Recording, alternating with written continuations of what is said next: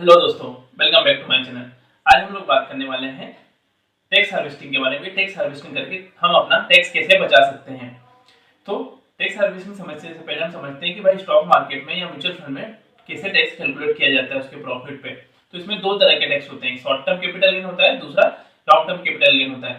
Short term capital gain होता है कि भाई आपने कोई भी स्टॉक या म्यूचुअल फंड होता है जो इक्विटी ओरिएंटेड है, वो आपने एक साल से कम होल्ड किया है, तो उस पर आपको शॉर्ट टर्म कैपिटल गेन के हिसाब से प्रॉफिट लगेगा, वो होता है 15%। वहीं दूसरी तरफ अगर आपने उस स्टॉक को या म्यूचुअल फंड को एक साल से ज्यादा होल्ड किया है, तो उस पर long term capital gain profit के हिसाब से टैक्स देना होगा, जो कि होता है 10%।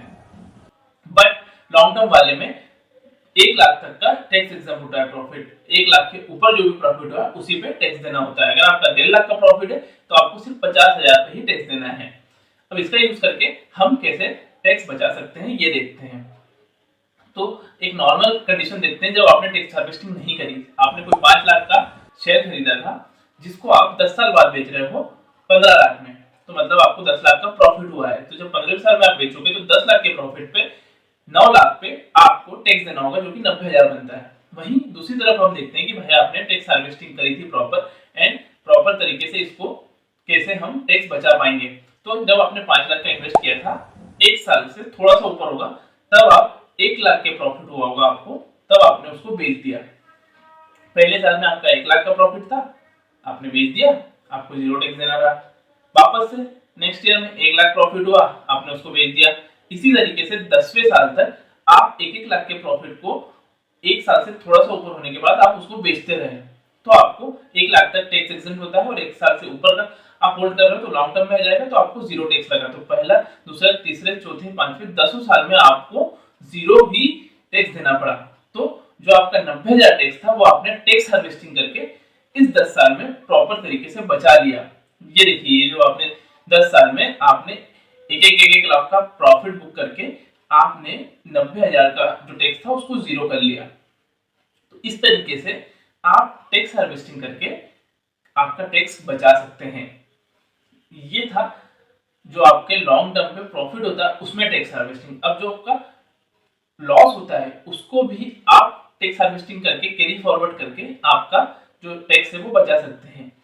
क्या कि फॉर एग्जांपल आपका अभी या पिछले 8 साल में कोई लॉस हुआ है, तो उसको आप आपके करंट ईयर के प्रॉफिट के साथ एडजस्ट करके आपको जो नेट प्रॉफिट है उस पे ही टैक्स आपको देना होगा। इसको हम एग्जांपल से समझते हैं। भाई क्या बोल रहा है, भाई पिछले 8 साल का क्या है, इसको हम एग्जांपल से समझते हैं कि भाई इस साल आपको 3 लाख का प्रॉफिट हो रहा है। इस 3 लाख के प्रॉफिट में आप ये देखते हैं कि भाई मेरे को 5 साल पहले कुछ तो 2.5 लाख का नुकसान हुआ था मेरे शेयर बेचने पे, तो उस 2.5 लाख के नुकसान को मैं इस साल इसके प्रॉफिट के अगेंस्ट 3 लाख के एडजस्ट करके नेट प्रॉफिट में अपना 50,000 बचा सकता हूँ। तो इस पे आपको 50,000 पे कोई भी टैक्स नहीं देना होगा, जीरो टैक्स देना होगा। इस तरीके से लॉस को आपने कैरी फॉरवर्ड करके प्रॉफिट के अगेंस्ट एडजस्ट करके आपने टैक्स बचा लिया। बट इसमें एक ध्यान देने वाली जो चीज है वो ये है कि लॉन्ग टर्म जो आपको लॉन्ग टर्म जो आपको लॉस हुआ था पिछले 8 साल में, वो आप 8 साल तक के लिए सिर्फ लॉन्ग टर्म में ही एडजस्ट कर सकते हो प्रॉफिट में। बट जो शॉर्ट टर्म लॉस हुआ था, short term loss of short term profit में भी और लॉन्ग टर्म प्रॉफिट दोनों के अगेंस्ट उसको आप कैरी फॉरवर्ड करके एडजस्ट कर सकते हो पिछले 8 साल के लिए।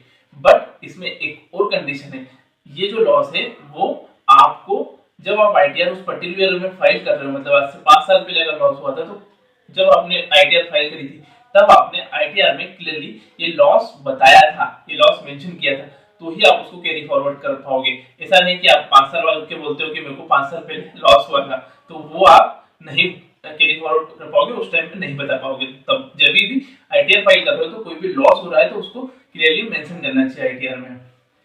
इस तरीके से हम टैक्स हार्वेस्टिंग करके अपना टैक्स बचा सकते हैं। ये वीडियो कैसा लगा, अच्छा लगा तो अपने दोस्तों के साथ शेयर करिए एंड मेरे चैनल को सब्सक्राइब करके बेल आइकन जरूर दबा दीजिए।